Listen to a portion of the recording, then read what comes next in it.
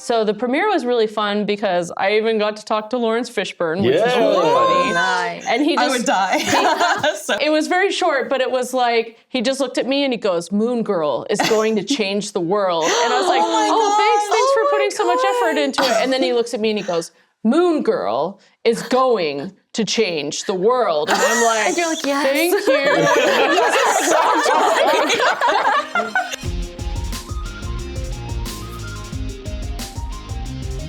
Coming to you from Crunchyroll HQ, this is The Anime Effect, where every Friday we bring you the latest interviews from amazing people across the world of anime, from film directors to video game actors to comic book artists, to discuss their work and their favorites and give you some recommendations. It's pop culture with an anime lens. And today we are going to be sharing one of many interviews from New York Comic Con. We are kind of working our way through the vault. This is going to be the first one you see. We got to talk with so many amazing people, and today is no exception. Amy Reeder is, of course, the co-creator of the Disney animated show Moon Girl. She's the creator of comics Amethyst, Rocket Girl, Fool's Gold, and you've seen her with so many other comics. So we got a chance to sit down with her at New York Comic Con and kind of talk about this and all her different inspirations. Cannot wait to share that conversation with you guys. It was really, really fun. I can't wait to watch it because it's yet another heavy hitter that you got at New York Comic Con. And I just can't wait to hear about all of her inspirations because her work is incredible. Yeah. And after that, we'll be recommending some vampire anime to keep it a little more spooky. And once again, dreaming about which anime we'd like to be transported to in the mailbag. I'm your host, Leah President. And I'm Alex Lebl. And of course, Alex has joined us before on the show. Super awesome co-host. We've got Lee, who's in Japan right now, and Nick, who is on baby duty. Him and his wife just had a baby, so he's out there fathering, and we're here mothering. You know what I mean? Oh my God. And together, we're going to see just how powerful the effect of anime really is. So Halloween was last week, in the middle of last week. It is my favorite holiday of all time, which is why it saddens me to say that I did not get to wear a costume this year. What? I know, it was so bad. Like, I was honestly so depressing because, like, I just didn't plan anything. And that's crazy because I usually go full out for Halloween every year. Like, you know me, I'm always recommending like Halloween picks. Like I put together the Halloween playlist for our Spotify shelf. Like, I am the Halloween person. But it just didn't come together this year. Other than like cosplaying for Attack on Titan the musical. Like, I wore my officer coat and everything.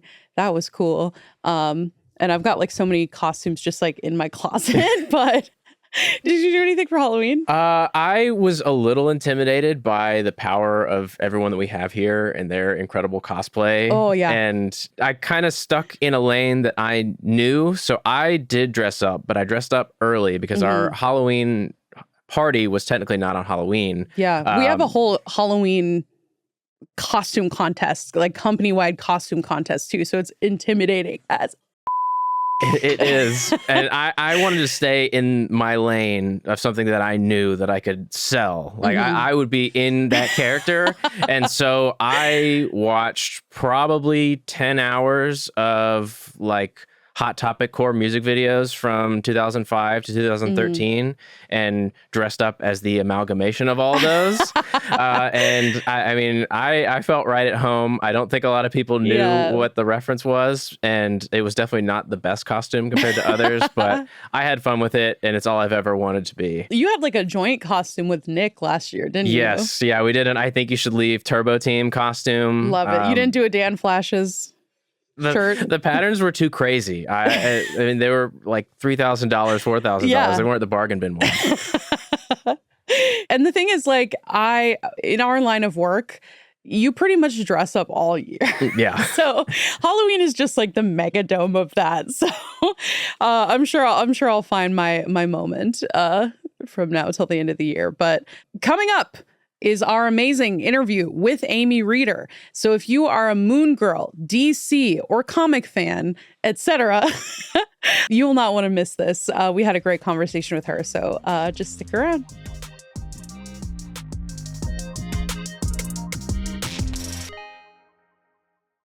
Today we are with the extremely talented, wonderful Amy Reeder. Welcome to the Anime Effect. She is the co-creator of Moon Girl, which is streaming right now on Disney+. And you've also seen her work in a small indie publication called DC for Madame Xanadu, Batwoman, the Supergirl comics. I mean, come on. And then you also have your original works, Amethyst, Rocket Girl, and Fool's Gold. That's right. So welcome, Amy. Yeah. Thank you. Thanks. And I will say that Amethyst was DC, but it feels indie because it's a little magical place that DC. Yeah, I enjoyed that one. They kind of were just like, they just kind of let you do whatever. I love that. It was great. Yeah, definitely a cool vibe for sure. So we have to ask, like we do with every guest. Yeah. What was your gateway anime and your gateway comic? Okay. So first was anime, and it was Sailor Moon. Oh, nice. Yeah. Good choice. Oh man, it meant so much to me. Well, actually, my gateway, probably was when I was a kid. I was born in 1980, and a lot of things were farmed out to be animated in Japan. But then also, my favorite movie of all time is called Unico and the Island of Magic. That sounds so familiar. Oh my gosh, I need to look that up after. I know that one. Yeah. Honestly, everybody needs to watch it. It's just it's got so much heart. It's all about kindness and killing people with kindness, almost literally. I don't know. But yeah, I feel like it just kind of hit me really hard for a long time. And then when I saw Sailor Moon, I was just like, why does this feel like home? Yeah. And my friend was watching it, and the only way that I could see it was by taping it on VHS, timing it at 6:30 in the morning. That's and then, dedication. Yeah, and then coming home from school and watching it. And the internet wasn't a big thing. We didn't have it at home or anything. And so I just keep watching each episode and just dying to find out what would happen next. And then you get to a certain point that's mid-season, and it would just start over again. Yeah. And that made me want more, and it made me want to. It made me want to draw my own characters. Oh, wow. Yeah, because it So just that's felt where that like inspiration it. came Yeah, from. yeah. That's It was just awesome.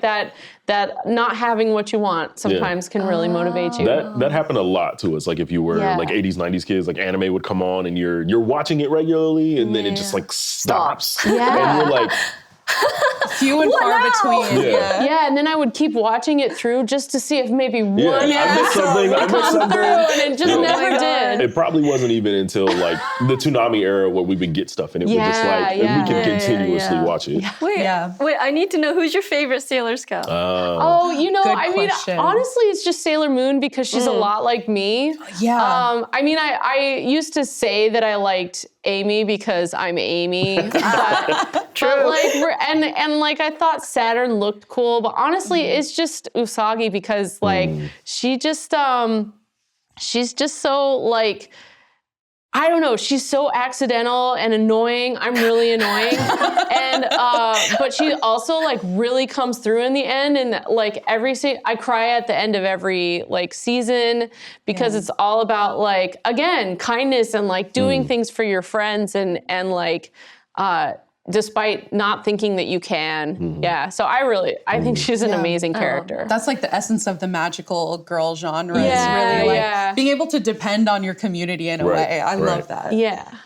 All right. So, as Moon Girl and Devil Dinosaur is your first animated show, what surprised you the most about the process of adapting a comic into a cartoon? So I was not actually very involved in the making of the cartoon. I'm sorry if that's disappointing at all. Not at all. I just sort of watched it unfold, and it was really amazing the way that they adapted it, because I guess when you're not a huge name like me and you make comics, if you are even lucky enough for something to become a film or a show, you expect it to be totally different and possibly bad. So I was really, I was just really floored that there was so much effort put into it. It was so close to the original. I mean, there's definite changes. Oh yeah, there was some changes. But I felt like they were good. You know, like she's definitely nerdy in the show, but she was probably a little more antisocial in the comic. Very much so. And they gave her a friend, which makes a lot of sense because like you can't just have somebody talking to a dinosaur all the time.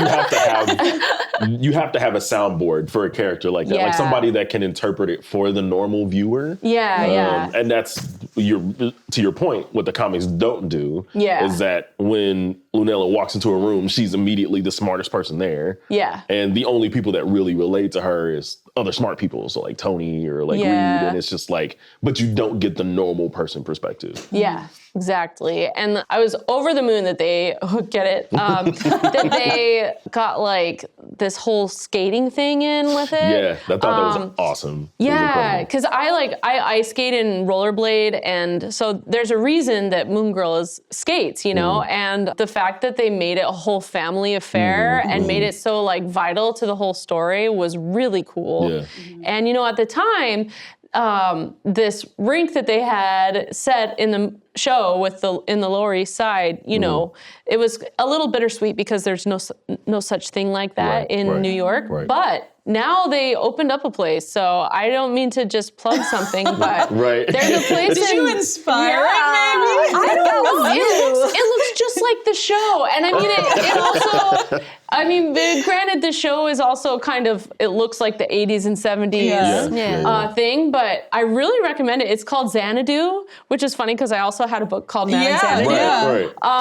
But yeah, it's in Bushwick, and it is like a fantasy land. I'm not joking. And they have DJs just like in super cool. the Moon Girl thing. Like every night there's a different DJ, there's different themes, there's people skating that are like much older that had their heyday already, but they're like paid to go and skate around and like so spin and That's stuff. awesome. That's It's such a cool thing. So yeah, I love that. I love the fact that another thing you can do in animation versus comics is the music aspect. Yeah. So I feel like they brought a lot to it, and I got the chance to go to the premiere in Burbank, which was really nice of them. The premiere was really fun because I even got to talk to Lawrence Fishburne, which was really funny. Nice. And he just, I would die. it was very short, but it was like, he just looked at me and he goes, "Moon Girl is going to change the world." And I was like, thanks for putting so much effort into it. And then he looks at me and he goes, "Moon Girl is going to change the world." And I'm like, And you're like, yes. Thank you.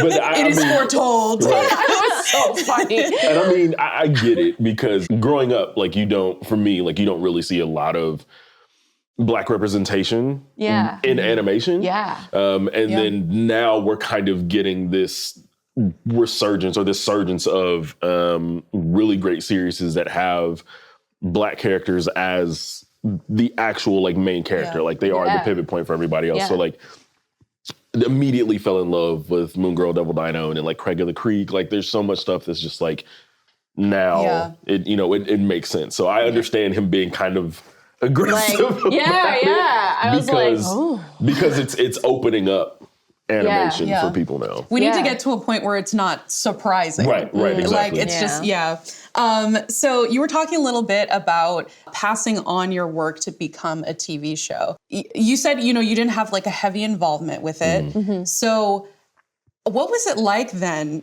to kind of pass your baby on, I knew it wasn't mine. I knew it was Marvel's, and luckily they credit us, even in the end of the show and stuff. I'm just not that big of a deal, not to like understate myself, but like, you're just happy when something's made, So I really wasn't worried. Like, I was just shocked that it was so good. And I was shocked that Lawrence Fishburne wanted to produce it. And I was just overjoyed that so many people took to it.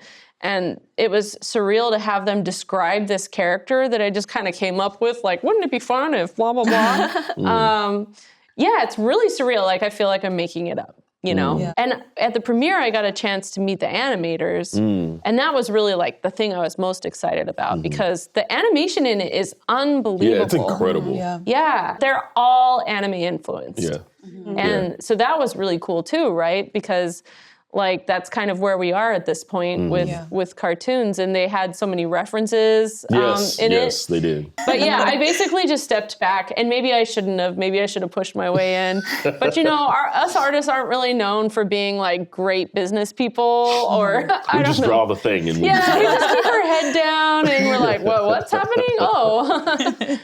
Meanwhile, artists make the world go round. Just have to say that. Thanks. So I wanted to ask you one more question about your process. When you're crafting a story, do you have any non-negotiables or like messages that you really want to hit with like the storyline? Yeah.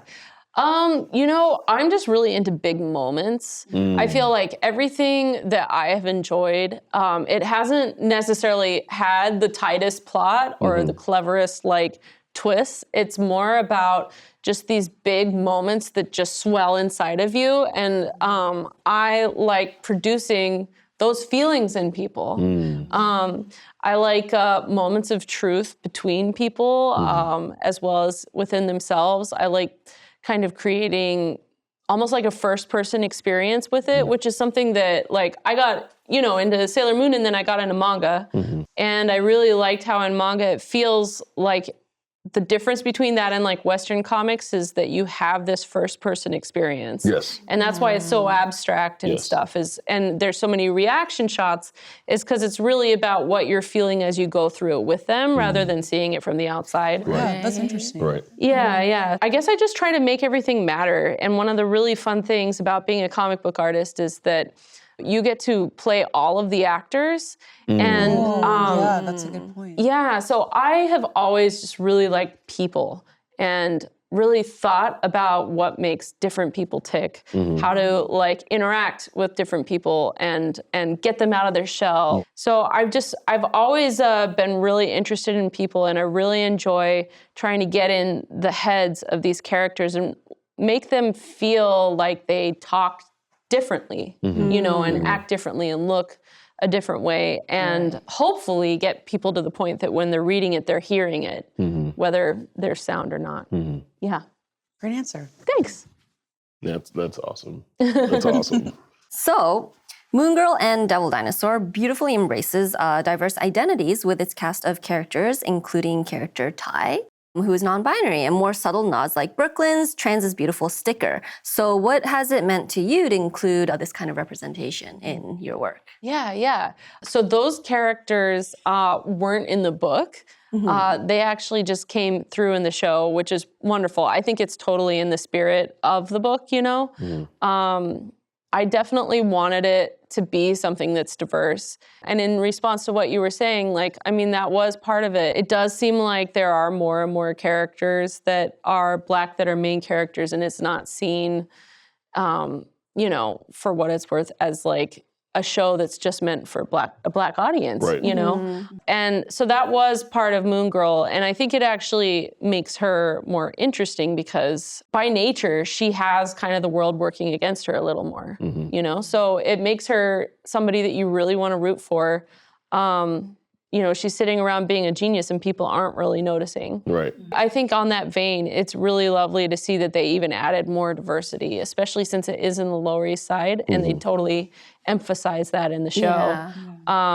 Yeah, and I'm really grateful that they added queerness as well. I'm queer, but yeah, in the story, we hadn't really included any of that. So yeah, it's delightful to just see it taking on that same spirit. And did you know that was going to happen? No. Listen, I was like totally out. Like, It was like a pleasant surprise, I was just sitting back and I was just like, if this really happens, that'll be great. I don't know. I know that sounds dumb. I should have done it a different way. But it is funny. A lot of people ask that.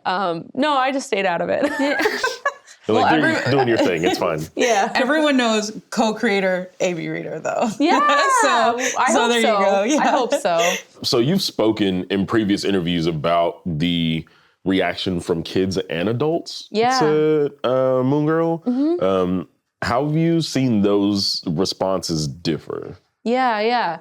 Well, you know, it's interesting because when we first started out and it was coming out in comic book issues, it was mostly the adults that knew about it because, you know, it's just kind of the way that the market is. Right, and then, like, it took a couple years before kids started picking it up. Like, you know, maybe parents got their kids to read it, or then they started collecting them in Scholastic issues, and that got a lot more kids in it. And it was really fun to watch. I remember there was this little girl that would walk around. She couldn't even talk. She could just walk, and like her dad was in one of those inflatable dinosaur costumes, and she just had him by a leash, and he'd just follow her around. Yeah, there were a lot of really cute kids, although I did try not to call any of them cute, because like, if we're doing a story that's based on a kid, we got to be in their level. Yeah. And so it's just like, oh, that's so neat. That's so great, you know? But yeah, I don't know. I do feel like it's kind of equal. And part of that is just that, like, good stories are good stories. Right. I mean, yeah, it doesn't matter. Like, you know, like I said, my favorite movie was an anime that was meant for kids, but it still holds out to this day. And I think that, like, stuff about kids or kid stories can be really profound, and like, you don't lose out on that. Yeah, I think that's the greatest thing about the Moon Girl character, is that someone like me, so like when this title was coming out, like when they first announced it, I was like, yeah, there's no question. Like, I'm going to pick it up. Oh, good. But then after, you know, it kind of got rolling for a bit, I would have friends that have kids that would ask me like, hey, my kid wants to start reading. What should I give them? And Moon Girl was my immediate like recommendation. List, right? Yeah, I was like, Moon Girl, Devil Dino, probably like, it's an easy read. It's super smart. It's drawn well. Like, you guys will enjoy it. Like, you'll read it together. Like, so it's so true. Yeah, it's a good entry level thing. And I think that's very important, because you brought up the manga aspect earlier and how you're seeing it from first person to third person. Yeah, and I've always felt it's really important to the reader that, like, when you're jumping into, especially American comics, because they can be so messy, when you're jumping into something, you should be able to jump into it and enjoy it, and not feel like you've missed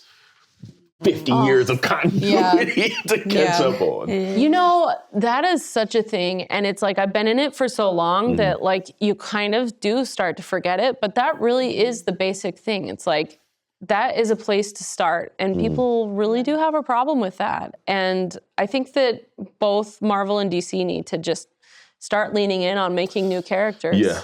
And I've talked ad nauseum about this with a lot of my comic book friends, like DC now with Absolute, and then Ultimate restarting. I'm like, this is perfect on both ends, because Batman and Spider-Man and whoever, they're so far out there now that, like, people are like, I don't know where to start. But now you have a legitimate starting. And they've gone down like every plot line.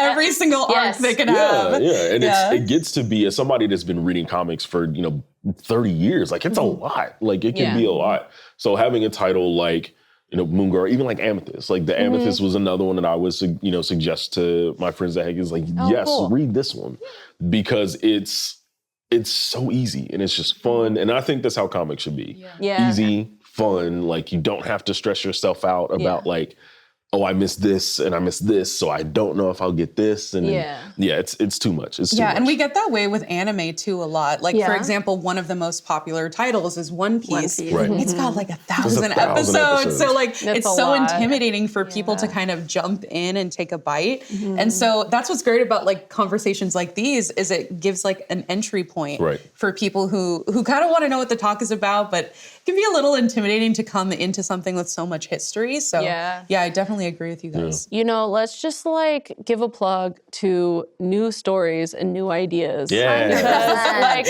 out new ideas. Like, I don't know. I feel like even as a consumer, that's what I want. I don't really need like something recognizable. I love new ideas. Let's encourage that kind of stuff, because as you said, it's an easy entry point, and you know what? When you run out of stuff for that, just move on. Find something new. Exactly, a new story. I always feel like I go through phases, like in a year. Like, I'll be so plugged into all of the mainstream stuff that's happening, and I'm like, that's it. I just want to play indie games and read indie comics and read manga I've never heard about before. Because, like, you're right. Like, I want to be able to go and find something new. And the best part of finding something new is that you can share it with somebody.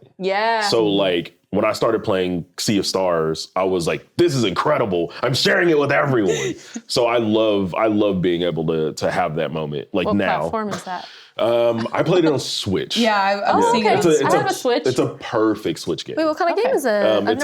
It's a JRPG. I'm like, I'm interested. We're in the recommendations. Yeah. You're in the recommendations right now. It's a JRPG, and it's very much inspired by Golden Sun. Okay. So if you ever played Golden Sun or any of like the older like Final Fantasies, like Final Fantasy IV, like it's very much it reads as nostalgic. And real quick before we move on, I wanted to touch on something that you mentioned earlier about younger audiences and older audiences alike. And I think you hit the nail on the head when we're talking about like not underestimating the audience. Because I think I look back on a lot of the like the content that I watched when I was a kid, and a lot of it still holds up, like beyond nostalgia and to the heart of like the issues and the story. So I love that some people, like when it comes to kids content, they're like, throw a bunch of sound bites. We gotta dumb it down as much as possible.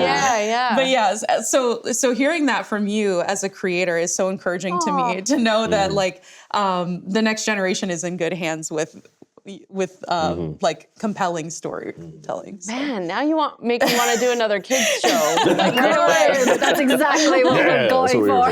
Yeah, no, it's true though, right? All of my favorite movies are kid movies. And the thing is, it's a really useful thing to use, kids or teens, because that's when your emotions are their biggest, you know? I look back at things like, I just rewatched Iron Giant, for example. And like, the end of that movie will get me every time. Yeah, but okay.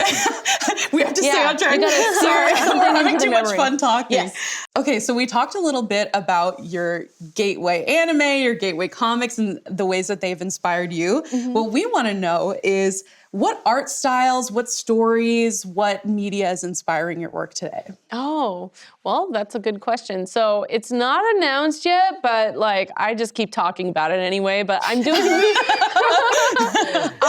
so I started reading manga because of the romance manga for like teens and adult women and stuff. And when I realized that you could read comics just about love, it felt like it was for me. And I started trying to do that with Tokyo Pop.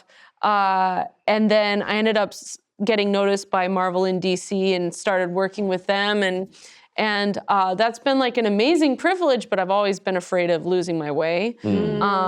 And I'm finally getting to the point where I'm doing a romance comic. Oh. Yeah. That's exciting. I love not action. Genre. I mean, exciting things happen in it and stuff like that, like big world things. But yeah, it's a period romance set in 1910. Oh my gosh, you are barking up my tree right now. I'm very excited.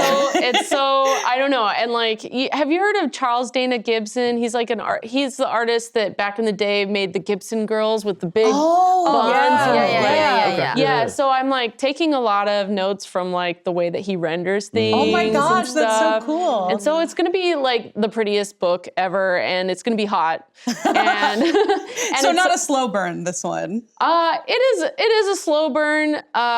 It's not gonna be like rated R or anything really, because I'm just such a like uptight girl, but it's gonna be hot. It's gonna be steamy. I don't know. A la Mr. Darcy, kind of. A bit, but it's gonna be two besties that fall in love, and they're both girls, and so because you know. Oh my gosh, a queer period piece. That's literally my favorite. Oh, good. Yeah, because I mean, Portrait of a Lady on Fire, The Handmaid. Yeah. So this is 1910, so it's like kind of Mary Poppins era / like Anne of Green Gables, and they just they come of age, they have to go date people, and they fall in love in the process. So just figuring it out, like girls figuring life out. Exactly. I will definitely be looking out for that one. Do we have a title yet? Oh, I can't say. Can't say in front of a camera. I'll whisper it to you later. After we cut, you gotta.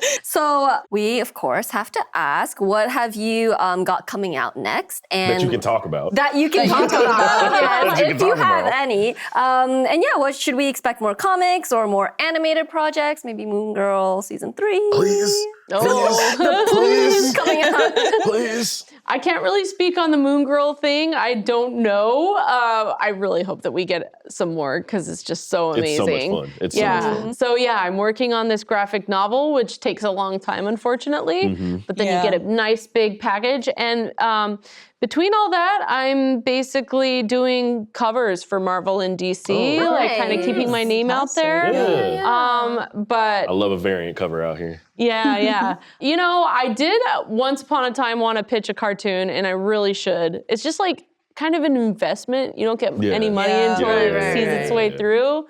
But talking to you guys kind of makes me want to. Oh my gosh. I don't know. Well, We'll see. when that happens, we'll definitely have you back on the show and you can tell us Of all course. about it. All right, sounds good.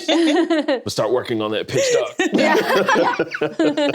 But thank you so much for joining us today. Yeah, this was great. This was a Thank wonderful you. conversation. Friend of the show for sure. Yeah. We're so excited to follow, your new projects as they come out. Yeah. So yeah, thank you for being with us today. And for those who are watching and listening at home, go check out Moon Girl on Disney Plus. You can stream it right now. So go check it out and take a bite out of this amazing story. Bite because of the dinosaur. I got it.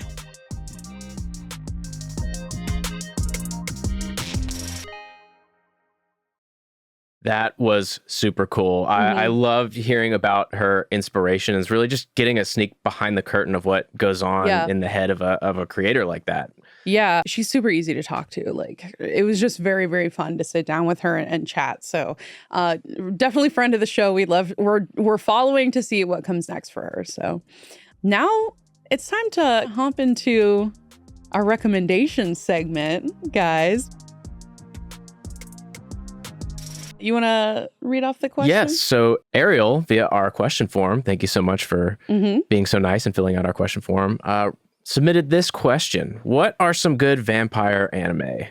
I also enjoy romance, and I don't like when an anime is too slice of lifey. I prefer more adult anime. So Leah, what vampire anime would you recommend? Well, here's the thing. I recommended some last week, like Hellsing. I also like Blood Plus. But here's the thing. The one that I think has like one of the most iconic openings, like let me just say it's Vampire Night, okay? And I actually never finished this series, so I never got to the weird parts that people hate on it for. I never got to that instance because like I got into it as a manga reader, and I was like reading the chapters. I think it was in Shoujo Beat, or either that or I don't think it was Shonen Jump, but it was one of those weeklies where they give you like a print chapter and it was like printed in pink. So I was kind of like at the time when I was just like consuming anime. And so I never got to the end. So to me, it lives in the Yuki plus 0. Like it's perfect now. Yeah, it sits in like the like that meme where like people close their laptop like right before emotional damage happens in a show or whatever. Like that's me with Vampire Night. Like I'm like, oh my God, like this is such a cool like vampire anime, and shut the laptop. So yeah, if you want to something that like is a guilty pleasure, for sure, Vampire Night as well. And there's so many others like Hellsing and Yeah, there's so much good content around vampires. And I have a rec that follows your request and then one that is near and dear to my heart. So the one that's more adult is Seraph of the End. That show is criminally underrated. It was Wit Studio around the time that they were working on Attack on Titan. And the characters are just so dynamic, and the journey is so emotional, and the action is so intense in a good way. And it's one that there's so much story left. I hope one day it comes back because it is just criminally underrated and the style is just so cool. But the one I have to mention is The Vampire Dies in No Time. Every time there is a season of that show, it is my anime of the year because it makes me laugh more than anything I watched that year. And it is a little slice of lifey, I am sorry to admit, but it is adult in the sense that it has a lot of adult Humor. jokes and they're hilarious. And it's the perfect show. Yeah. Well, now that you said that, I also want to recommend Rosario Vampire. I know. I recommend like 5 things every time. They're like, recommend one thing. But yeah, those are our vampire picks for the week. So we have a recommendation that you guys brought to us. This one is coming from Noah via our question form. They say, if someone hasn't already recommended it, I recommend Tanaka-kun is Always Listless and The Eminence in Shadow. Or Eminence, I think it's Eminence in Shadow, right? Yeah. Which, didn't they have a video game? Yeah. I think it's a mobile game, maybe. Yeah. Yeah, I've definitely seen a lot of talk about that. I know that the mobile game has a lot of fans, like pretty iconic looking characters. They say both are really good, and I think more people should talk about them. Well, we are talking about them. I will definitely check them out more. I'd love to get your recommendations. So thanks for sending that in, Noah. Weird side note about Tanaka-kun is Always Listless. I cannot remember where I got them, but I accidentally have 2 limited editions of that series. Haven't watched it yet, but the limited edition is really cool. Yeah. And the discount wherever I bought it was so cheap that I accidentally bought it again. I was like, oh, that's such a great deal. It's such a good deal. You got to get it twice. Now that we have that recommendation, I also think it's time to open the mailbag. Mailbag time. So Fred, via our question form, shout out Fred, thank you for submitting via the question form. Yo, Fred! If you could be summoned by a single character from anime, what anime and who would summon you and why? Oh my God. Nobody's summoning me. I don't know. Maybe if you want to know like some weird esoteric knowledge about like RPG games or something, or like I don't know, like if you want me to help you set up your like Adobe account or like so probably someone from like a slice of life like office anime, like maybe in Wotakoi, like if someone needs some troubleshooting. What about you? Man, that's a boring answer, but no, I don't know. Now you've got me thinking. I had an answer and maybe I'm questioning it. So I do think I would love to have the distinction of being summoned by Lelouch. Oh my gosh. And maybe he would be a little more chill on a day and like not be as obsessed He's with... like, will you pick up my dry cleaning? My big giant coat needs... Someone needs to go pick that up. I need my pants hemmed because they don't make them like that with the legs that go all the way up. I'm built different. My legs are 7 feet long. But maybe he's just feeling a little, I don't know, relaxed for one day, and he needs some recommendations of what to listen to in his helmet, in the Zero helmet. Like, surely there's some headphones in there, and I think I would be there to help him get some things to listen to. Yeah. Maybe also, I want to say, like, just because I want to be in it and I hope they'll cast me, but in the newest season of Oshinoko, it's all very much like takes place on the stage. Mm-hmm. I hate saying it. Oh, it's so cringe. But I was an amphitheater kid and I'm in plays pretty regularly. So that might be fun to like act it out with them and like be privy to the whole secret plot line behind it. Yeah. Yeah, you can be in Tokyo Blade. I'll be in Bikomachi. I think that's the trade-off. Yeah. Thank you for sending in that question, Fred and Noah. Keep those questions coming. If you want to send a question to our question form, the link is got.cr/anime effect questions. Thank you guys for joining us for yet another episode of the Anime Effect podcast, brought to you by Crunchyroll and Sony Music Entertainment. Be sure to subscribe. Smash that like button. No. Be sure to hit that bell notification. Well, this will actually be on YouTube, so maybe... So do both of those things, please. Do both of those things if you want to never miss an episode from us. The Anime Effect is hosted by me, Alex Lebl, today, Nicholas Friedman, LeAlec Murray, and Leah President. We are executive produced by Jonathan Hirsch, Joanna Clay, and Nick Friedman. Our lead producer is Kyla Carnero, and our associate producer is Zoe Culkin. Vince Garza filmed, and Zachy Peltz edited the video. Our head of production is Sammy Allison. Special thanks to Carla Solorzano and Tamika Balance-Kolasny. We'll be back with more anime next week, of course. We'll see you then.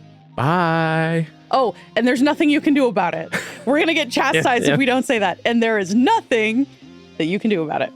See ya!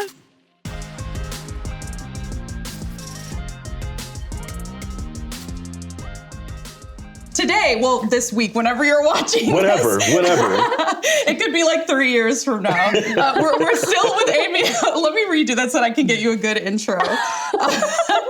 Too many jokes, you guys.